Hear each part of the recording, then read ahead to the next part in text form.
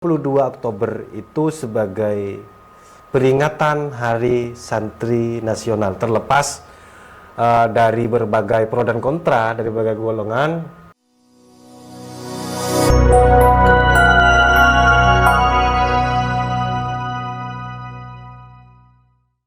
Assalamualaikum warahmatullahi wabarakatuh.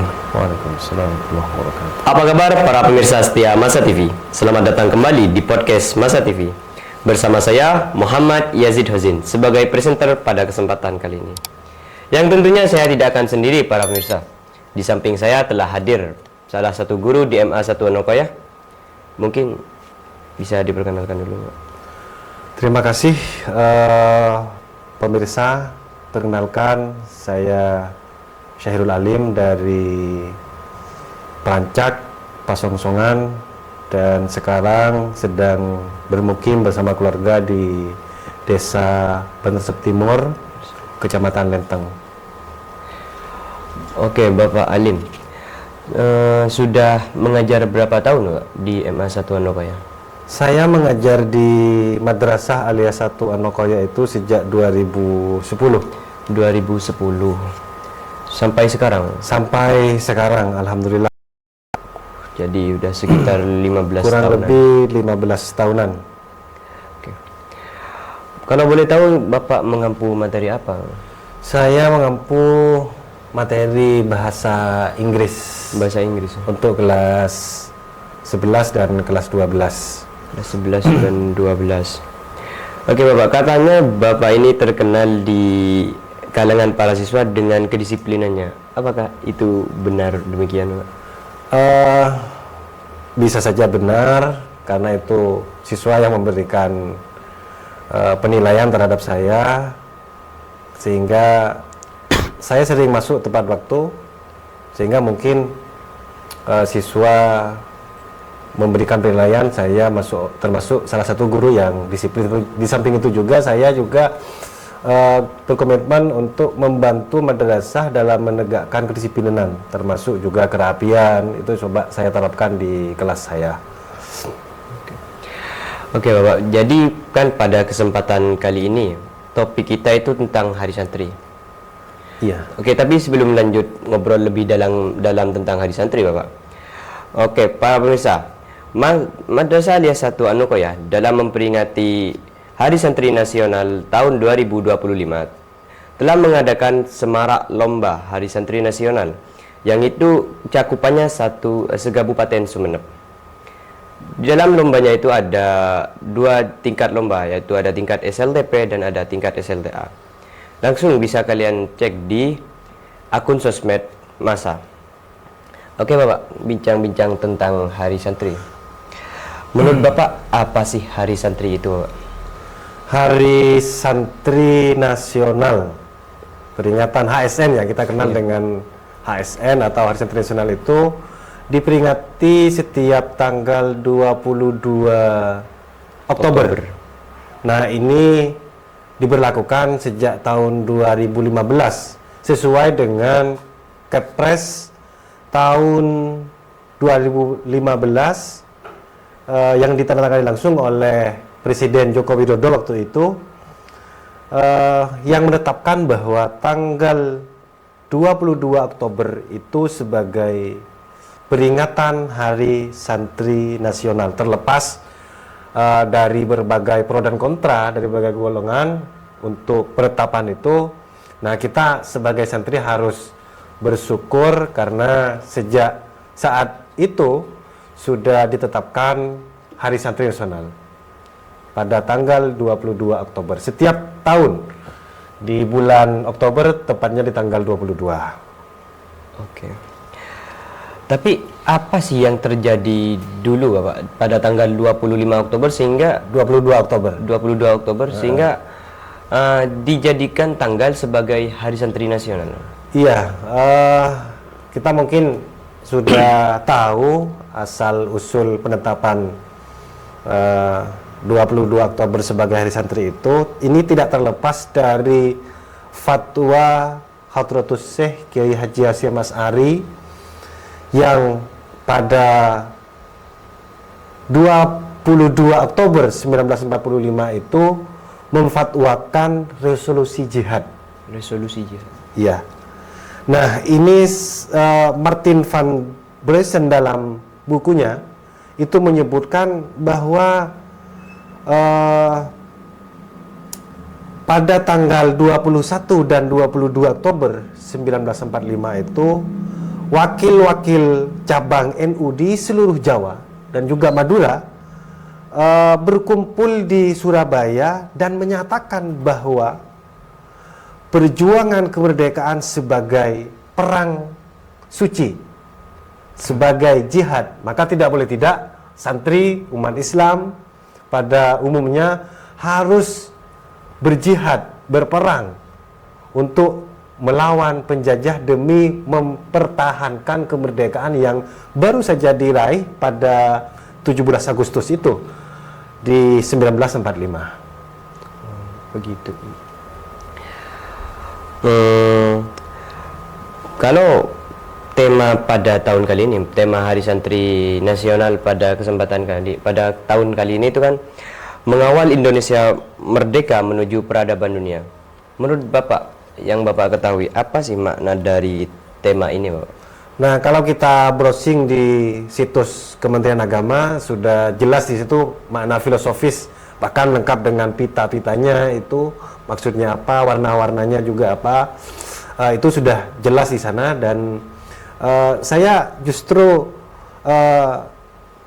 pemahaman saya sebenarnya tentang mengawal Indonesia merdeka ini, nah santri diharapkan menjadi pelopor, menjadi garda terdepan dalam merawat spirit kemerdekaan yang telah diraih oleh founding father kita, para pendahulu kita, bagaimana melawan penjajah untuk meraih kemerdekaan itu.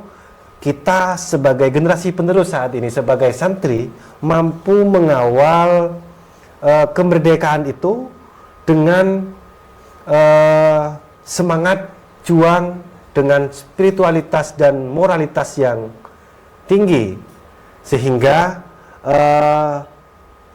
santri mampu menuju peradaban dunia yang mendunia. Maka saat ini santri dengan tema ini dituntut untuk tidak hanya bergerak di bidang domestik, tidak hanya bergerak di bidang pesantren saja dan masyarakat saja, tetapi diharapkan mampu menjadi pelopor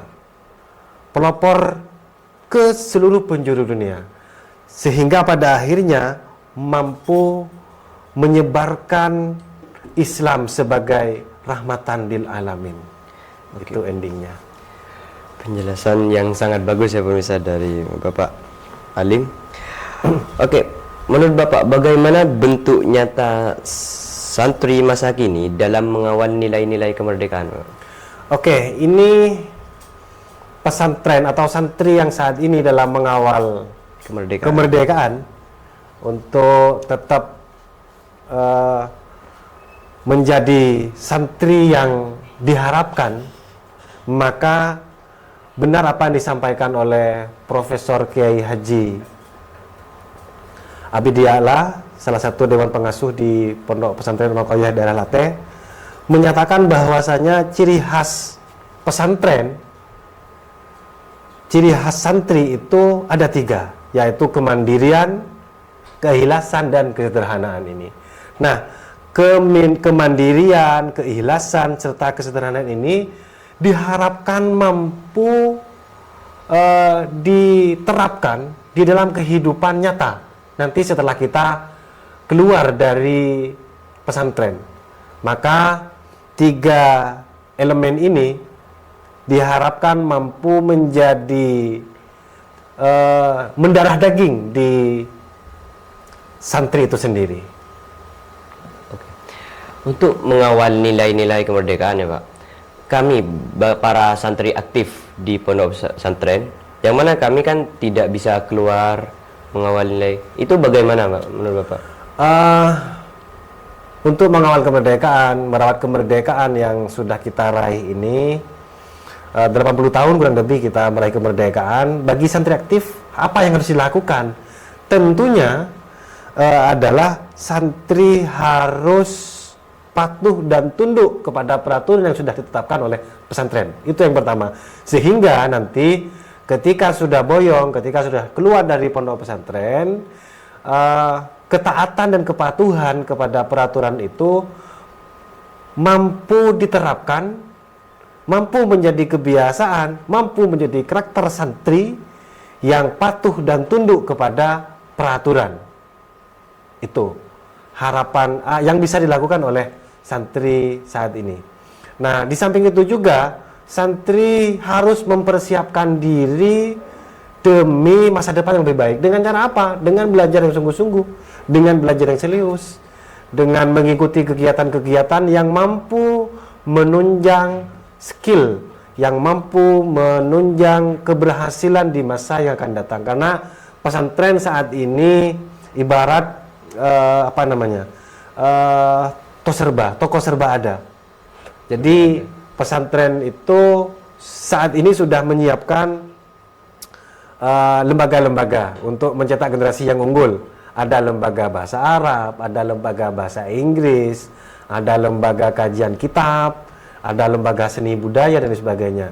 Dan itu tujuannya tidak lain adalah untuk memberikan bekal awal kepada santri agar nanti setelah boyong dari pondok pesantren mampu memiliki kapasitas, mampu memiliki pengetahuan yang dibutuhkan di masyarakat. Karena pada endingnya nanti masyarakat akan kembali lagi kepada santri akan kembali lagi kepada masyarakat dan tentu akan dibutuhkan oleh masyarakat. Sehingga mulai sejak dini pesantren memberikan soft skill, memberikan pelatihan, pendidikan, keterampilan-keterampilan yang kelak insya Allah akan dibutuhkan di tengah-tengah masyarakat. Oke. Untuk mencapai itu semua, menurut Bapak apa sih tantangan terbesar santri? Oke. Untuk mencapai itu semua, Pak. Tantangan terbesar santri hari ini menurut saya adalah teknologi. Kita hidup di zaman digital, semuanya serba cepat. Nah, maka santri harus pandai memfilter apa yang baik dan apa yang buruk, sehingga yang baik bisa dikonsumsi dan bisa disebarkan, yang buruk kita skip, kita abaikan. Nah, itu yang perlu dilakukan oleh santri saat ini. Tantangannya ke depan justru semakin lebih ketat lagi, semakin lebih serius lagi, di mana santri dituntut untuk memiliki kemampuan-kemampuan digital yang tentunya diharapkan bisa memberikan manfaat lebih baik kepada diri sendiri dan juga kepada orang lain. Oke, ngomong-ngomong tentang santri dan teknologi, kan ada banyak isu tuh Bapak di luaran sana. Kalau ngapain sih mondok, nanti gaptek, nanti jadinya gak tahu teknologi. Iya. Ngapain sih nyantri nantinya tuh gaptek gak tahu teknologi? Menurut Bapak apa gimana? Stigma-stigma seperti itu, anggapan-anggapan seperti itu nampaknya tidak akan berlaku ke depan. Karena kenapa? Karena pesantren saat ini sudah mulai melakukan perubahan-perubahan yang signifikan.